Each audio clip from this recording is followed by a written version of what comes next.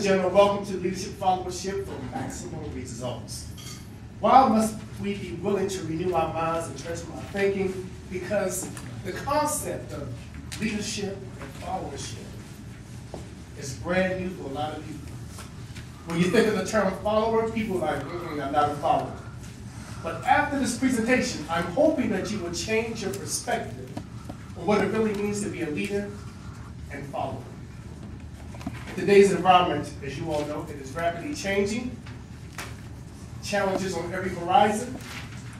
Technology is changing like left and right.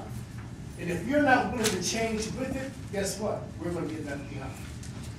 But today I want to narrow our focus on something I find very near and dear, and that is leadership and followership. Leadership and followership. By a show of hands, how many of you all have heard of the term followership? Just a few. Just a few. All right.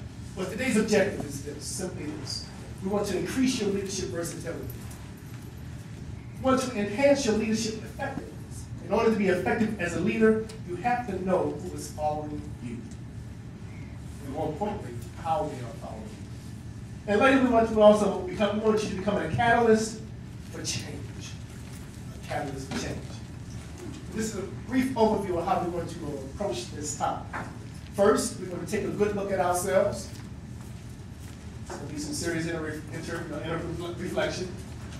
And once we do that, we're going to take a look at the different roles that we perform when we're operating on a team. As Lori was speaking, she was talking about the concept of teamwork. That is so important today.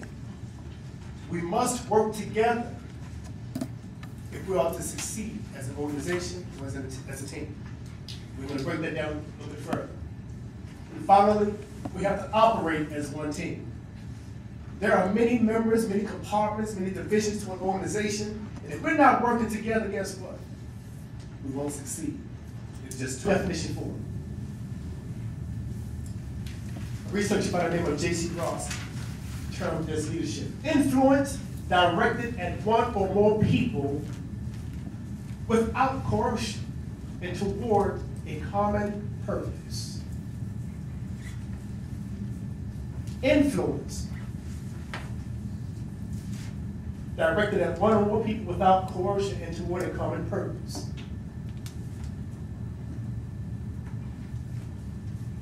I'd like to read to you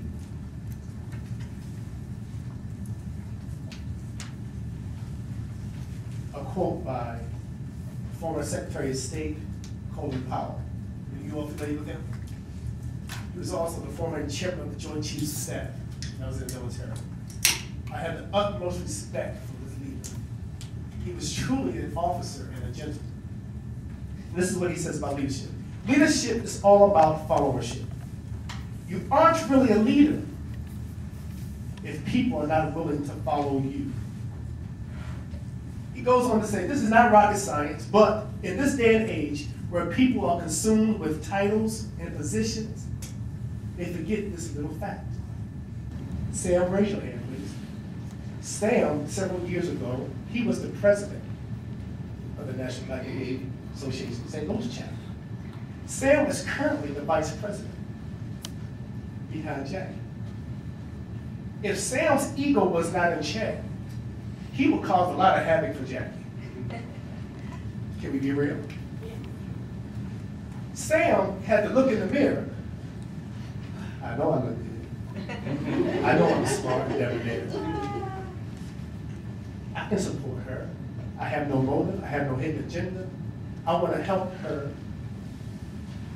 with the organization, make sure the organization succeeds. Now, how many people can be that humble in a business environment like that? Let's be honest. Not that many. What'd you say? I said It can be challenging. Because Sam could have came in.